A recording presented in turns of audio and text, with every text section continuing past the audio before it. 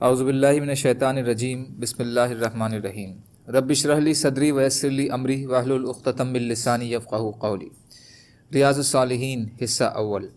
کھلے اور چھپے ہوئے کاموں اور حالات میں نیک نیتی کا ہونا ضروری ہے۔ حضرت ابو یحییٰ اسید بن حضیر رضی اللہ تعالیٰ عنہ سے روایت ہے کہ ایک انصاری آدمی نے کہا، یا رسول اللہ، آپ مجھے عامل افسر کیوں نہیں بنا دیتے، کسی سرکاری کام پر مقرر نہیں فرماتے جس طرح فلاں انسان کو آپ نے عامل بنایا ہے۔ آپ نے فرمایا کہ تم میرے بعد اس صورتحال سے دوچار ہوگے کہ دوسروں کو ترجیح دی جائے گی تو تم صبر کرنا یہاں تک کہ مجھے قیامت کے دن حوض پر ملو۔ بخاری و مسلم۔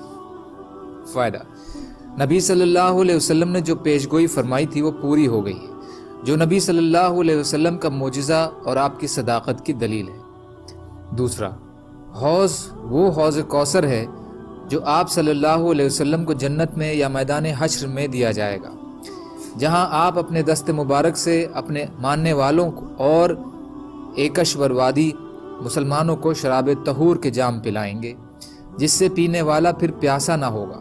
تیسرا، پدوں کو طلب اچھی بات نہیں، ایسے پدوں کے اچھک کو پد دینے سے روکا گیا ہے، البتہ صرف اس صورت میں پد مانگنا جائز ہے جب کوئی انسان اپنے کو اس کے قابل سمجھے اور کوئی دوسرا اس جیسا سمجھدار، سوجھ بوجھ والا اور نیکی اور تقوی والا نہ ہو۔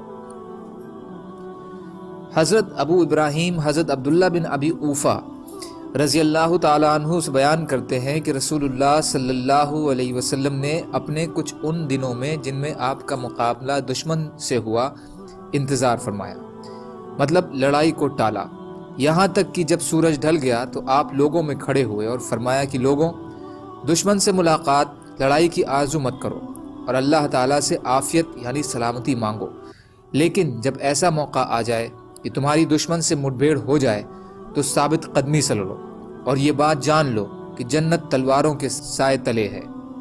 پھر نبی صلی اللہ علیہ وسلم نے دعا فرمائی، اے کتاب قرآن مجید اور دوسری کتابوں کے اتارنے والے، بادلوں کو چلانے والے، دشمنوں کے لشکروں کو شکست دینے والے، ان کو قراری ہار سے دوچار فرما اور ان کے مقابلے میں ہماری مدد فرما۔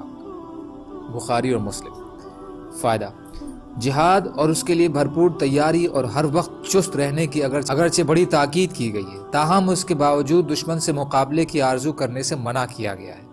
دوسرا، صبر مومن کا بہت بڑا ہتھیار ہے۔ میدان جہاد میں صبر کا مطلب استقلال، جمع مردی اور موت سے بے خوف ہو کر لڑنا ہے۔ تیسرا، سارا بھروسہ ہتھیاروں، ساز و سامان اور اپنی قوت و تعداد پر نہ ہو، بلکہ ان کے ساتھ ساتھ اللہ سے فتح اور نصرت کی دعا بھی مانگی جائے۔